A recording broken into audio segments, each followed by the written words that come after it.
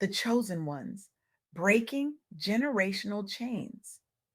Have you ever looked at your life and thought, this stops with me?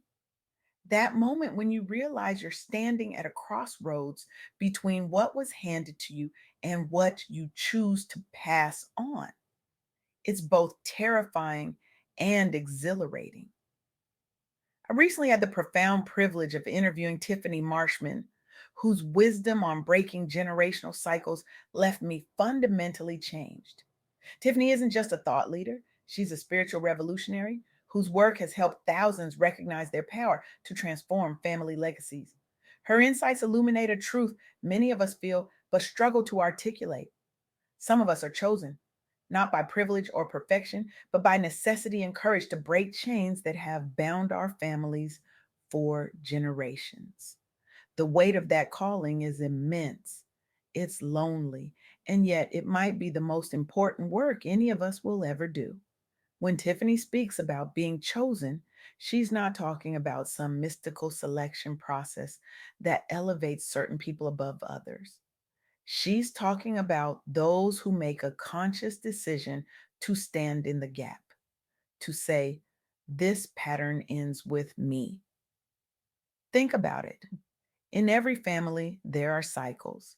Some are beautiful traditions worth preserving, others are wounds disguised as normal, passed down so seamlessly we don't even recognize them as damage until we're perpetuating them ourselves. Depression running through maternal lines, financial scarcity messages whispered into children's ears, addiction hiding in plain sight at family gatherings, emotional unavailability celebrated as strength. These aren't just habits, they're invisible inheritances. And breaking them, that's not just personal growth, it's revolution. But here's what nobody tells you about being the one who breaks the cycle: it's excruciating. When you step outside the familiar dysfunction your family has normalized for generations, you become, in many ways, unrecognizable to them. You're speaking a language they don't understand. You're questioning things they've accepted as immutable facts of existence.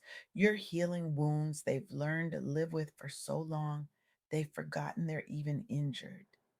That's the paradox of this work. The healthier you become, the more foreign you may seem to those you love most. I'm reminded of Natalie, an entrepreneur who has launched and scaled 3 companies since 2015 while raising over $300,000 for Canadian charities. Her story exemplifies what it means to break cycles in professional spaces. As a Black woman entrepreneur, Natalie faced barriers that would have seemed insurmountable to previous generations. The business world wasn't built for her. Networking events weren't designed with her in mind. The unspoken rules of success often excluded voices like hers. But instead of accepting these limitations, she chose a different path. Natalie recognized that success isn't just about individual achievement, it's about lifting others as you climb. She created community driven events focused on genuine connection rather than transactional networking. She prioritized vulnerability and authenticity in professional spaces where masks and performance were the norm. The result? A thriving community of women entrepreneurs who support each other personally and professionally. Participants report feeling empowered, supported, and inspired by the safe spaces Natalie created. This is what breaking generational cycles looks like in action. It's not just about healing your own wounds, it's about creating new possibilities for others. As Tiffany Marshman emphasizes, healing generational wounds isn't just about financial inheritance, it's about addressing the emotional, psychological, and spiritual trauma passed down through families. These invisible scars shape how we see ourselves, how we form relationships, how we handle conflict, how we pursue dreams, how we experience joy. Many of us, especially Black women, have inherited a legacy of extraordinary strength.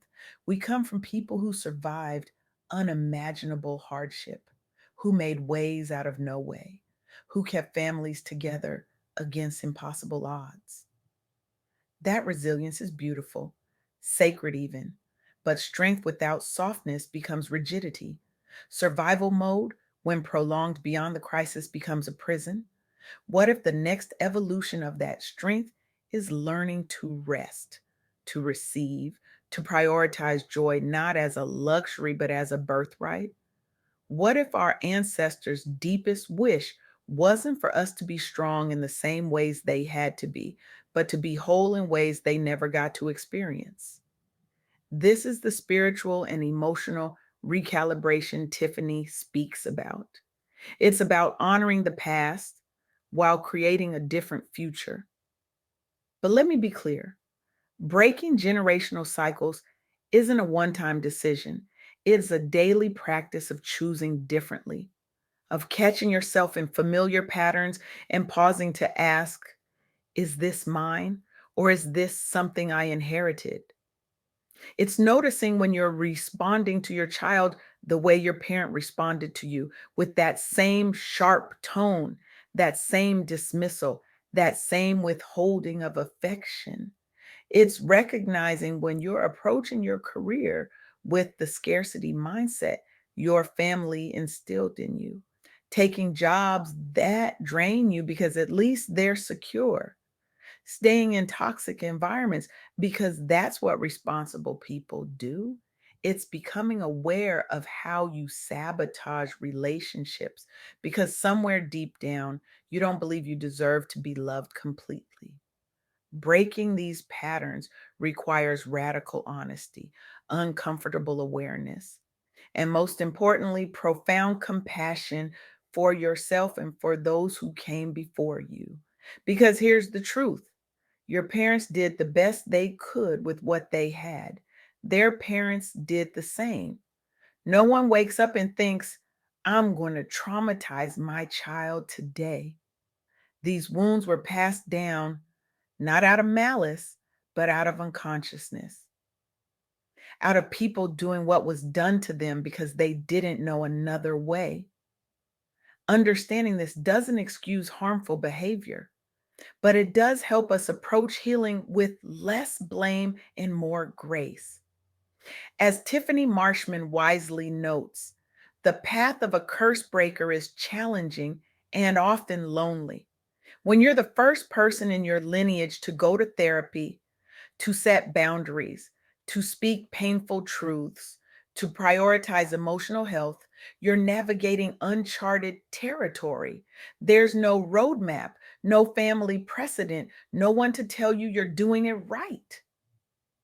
And yet, this path leads to transformation, not just for yourself, but for future generations. Every time you choose differently, every time you respond with patience instead of reactivity, vulnerability instead of defensiveness, boundaries instead of people pleasing, you're creating new neural pathways, new family patterns, new possibilities. Your healing becomes a bridge that others can cross. I see this in Natalie's work, creating authentic spaces for Black professionals to connect beyond surface level networking.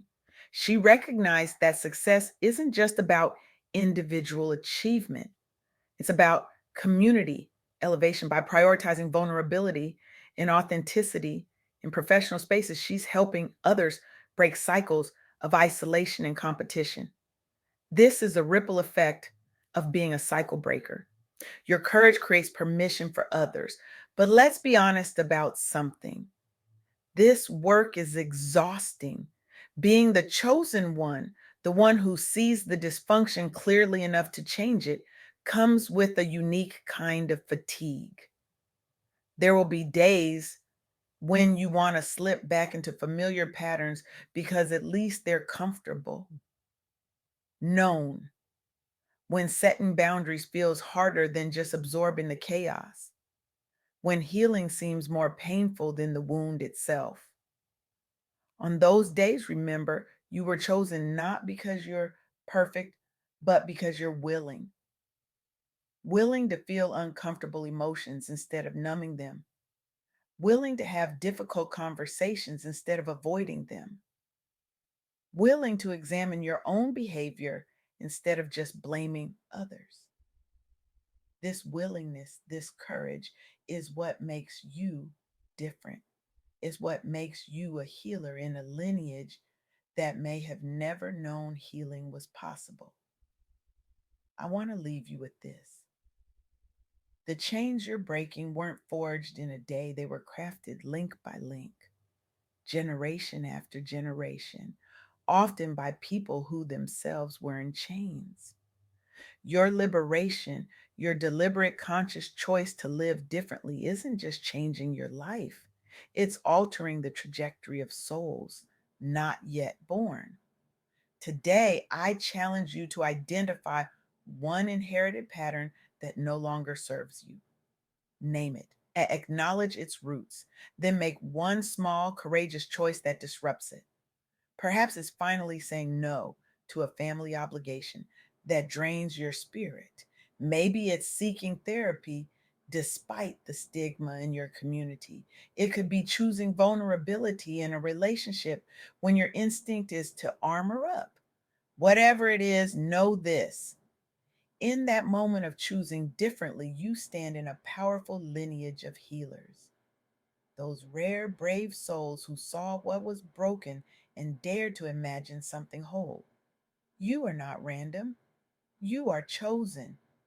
And in accepting that calling in all its messy, glorious complexity, you become the ancestor your descendants will thank for having the courage to break what needed breaking so something new could grow.